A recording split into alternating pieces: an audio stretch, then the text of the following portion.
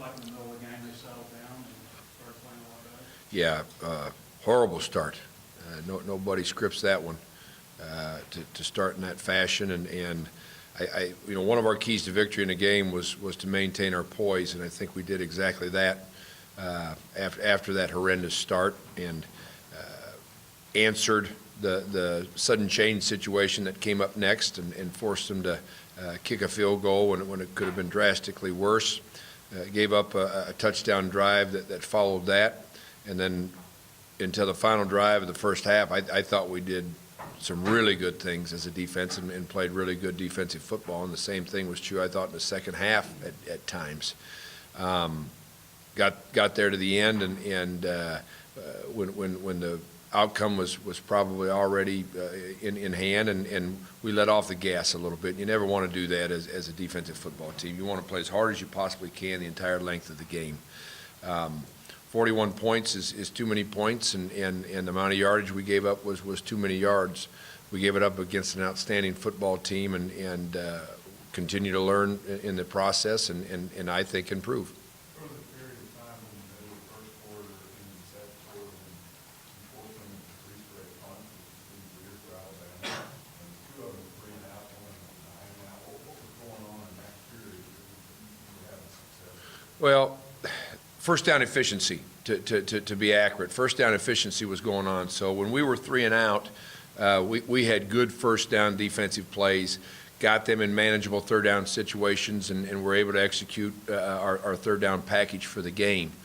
The 9-play drive that we got off the field with the sack that occurred about midfield, we had a lack of first down efficiency early, and when we finally got off the field, I believe was the first third down of that drive when we got off the field. A couple other drives earlier in the game, the same was true. So we got them to third down twice, but both cases they were 3rd and 2. 3rd and 2, as we've stated before this year, are hard to win defensively, 3rd and 1 and 3rd and 2. So the better success we had in early downs, the better success we had overall from a drive standpoint.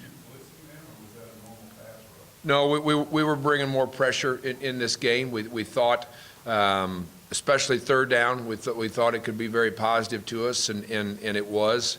And we brought some other forms of 4-man and 5-man stunts on first and second down that created some positive, productive plays for us. Then you take the whole of Auburn work and get ready for Auburn. But last week specifically, it was like a tale of two halves. What do you think of them as an offense? Well, I've 2 years faced them now. I've just been thoroughly impressed with what they do as an offense. They're very unique in what they do, not just in our league, but nationally. They're very unique. The motions, the shifts are at an extremely high number. So you've got to be able to adjust as a defense. Anytime an offensive team forces you to adjust, of course, they force 11 kids to think and respond. We try to minimize that. What's one of the advantages of the 3-4 is we minimize who has to adjust and how much thinking has to take place, and the number of guys whose eyes can remain the same. You take a football player whose eyes aren't supposed to change, and you see him on the field and you see his head going like this, he's probably not going to play that snap as well as efficient as he should. They create that by forcing guys to do that just because of their responsibility with all their motions and shifts. So we've got to counter that. They're very productive in the run game. They're going to run a football. They're a run-first team, and that creates big plays off their pass game. So regardless of this pass game against LSU, first half result versus second half productivity, I have a huge amount of respect for what this offense can create and the body of work that they've put out there for the season. How much do you have to adjust when they move Kerryon Johnson into that wildcat spot? How much does that require adjustment? Oh, you've got to have a specific plan in our mind. It is not, okay, he's just a quarterback now and the other guys are the backs. And even their deployment isn't that way. So they're unbalanced in it, for one. They have motion in it, for two. You've got the extra gap created by the quarterback, him carrying the football. So, yeah, it demands attention. And these last two offenses we faced, especially in comparison to our other 5 games on the season, these two opponents do a lot of things in their personnel groups to make you rep and be sound, and you know, that's 10 more minutes here, that's 5 more reps here, and so forth, and they challenge you in your preparation. You've explained in the past why you've been reluctant in some games to use those pressures. The fact that it worked against Alabama, does that give you more confidence in moving forward? Well, we've always had confidence in the pressures that we've brung. It's the timing and the ability of the quarterback to run the ball. Alabama's quarterback run game, in the end, hurt us. It was part of it was a different run game that we'd seen on film, but it wasn't the zone read and keep based on your lack of discipline type of run game, and so that's. Certain pressures good for that. Certain pressures are used in other situations, and that's why it was a little bit more prevalent in this Alabama game.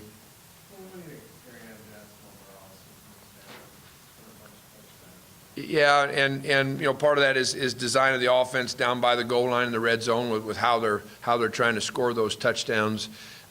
He's big, he's fast, he's elusive, he doesn't go down easy.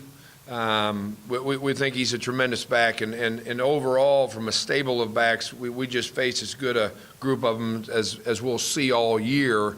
But he could step into that offense and play for Alabama. He's a very good football player.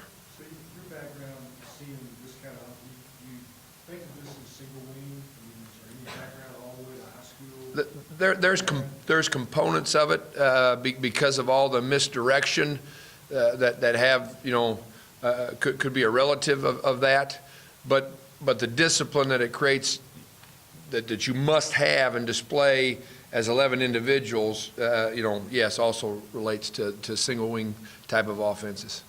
All your time in Auburn, I guess, was a tumultuous one, I guess, with Tony Franklin being fired mid-season. And, At Arkansas that week. Yeah. What do you remember about your short time there? Oh, we loved our time on the Plains. Great people. You know, absolutely football crazy when it comes to the fanaticism that follows that program, and it was at the end of Tommy's reign, and Tommy had a great run, and yeah, it was a sad way to see him go out, because he's such a good person, such a good football coach, and disappointing to be there for the tail end of it and what all happened.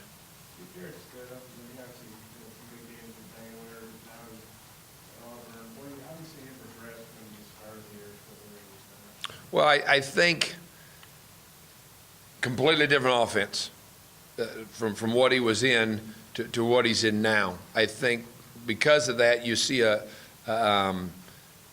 level of confidence and familiarity with what's being done, and a higher level of execution as the season has taken place. You know, he's a gifted thrower, as well as a person that can execute what's asked of him in the run game. There's, you know, from turning bodies and the release of the jet sweep. I mean, there's some deceptiveness that goes along, and he executes all of that very well. He stands up in pressure, he steps up in pressure, and does a good job of creating an offense with his arm. Because of that, he's a tough guy, he's a competitor, and a proven winner in both stops.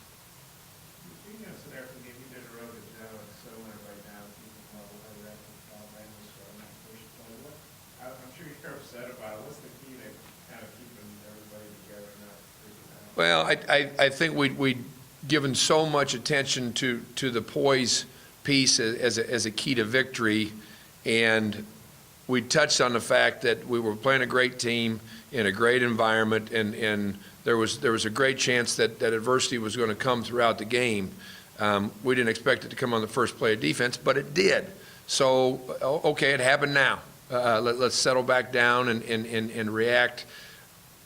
And I tried to show genuinely a high amount of enthusiasm after that next 3-and-out stop after the sudden change, because they went out there and played great defense and responded in a very positive way.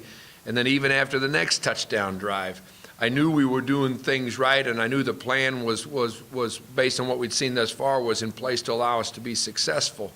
And there was some long faces on the sideline, and I knew we couldn't execute it and achieve what we needed to with those faces. And the kids did an even better job of responding to that and coming back and playing so well.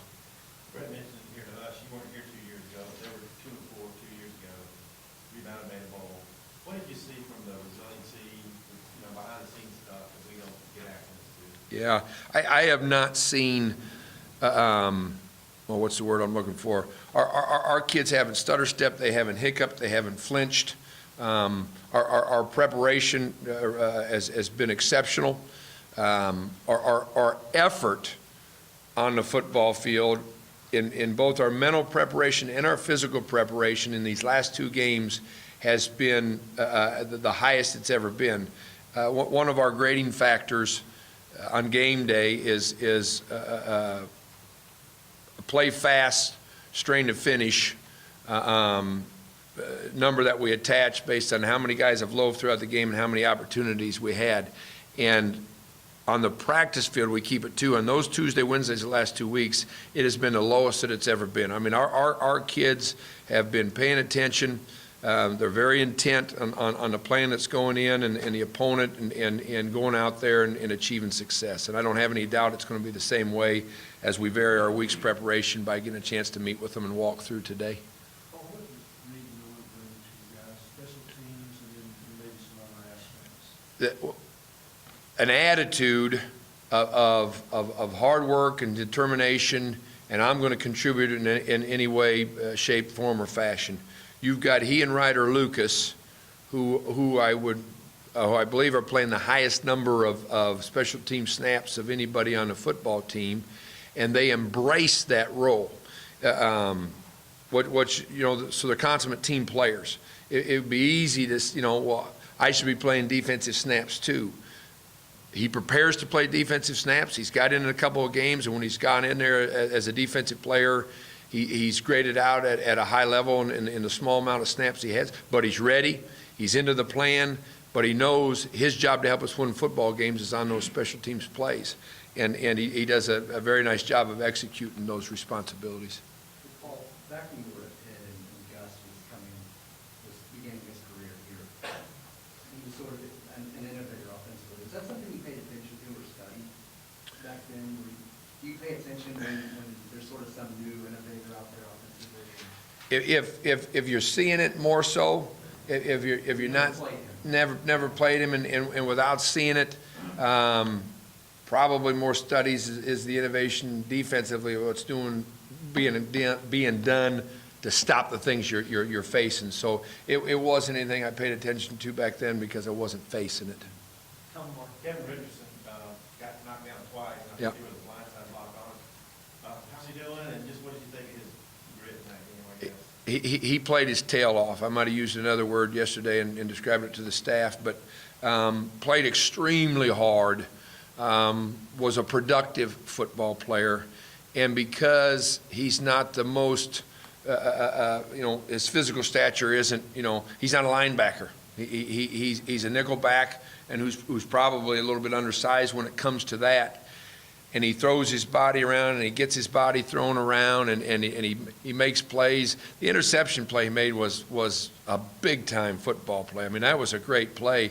But he's making plays on the other side of the center, too, after doing his job. So I thought Kevin played his best football game of the season, and that's only 6.5 games that he's had an opportunity to play since I've been there. And so I'm very happy for him, and sore, but ready to go. That was the first pick, or concern about 200 something. What made it great to play like that? Because it was an unpickable ball. The route was in the flat, and his job was to reroute a vertical route and then try to push that route as flat as he can so the amount of yards gained is minimized. And he shouldn't have been in an angle to be able to intercept that ball, arguably a little bit underthrown, and his effort and angle getting back, and then, of course, laying out horizontal to the ground to make a great catch, turn the body so the ball doesn't hit the ground. He plays with that kind of effort on the practice field. So when a play like that, the opportunity comes, he's prepared to make it. It's not a surprise to him.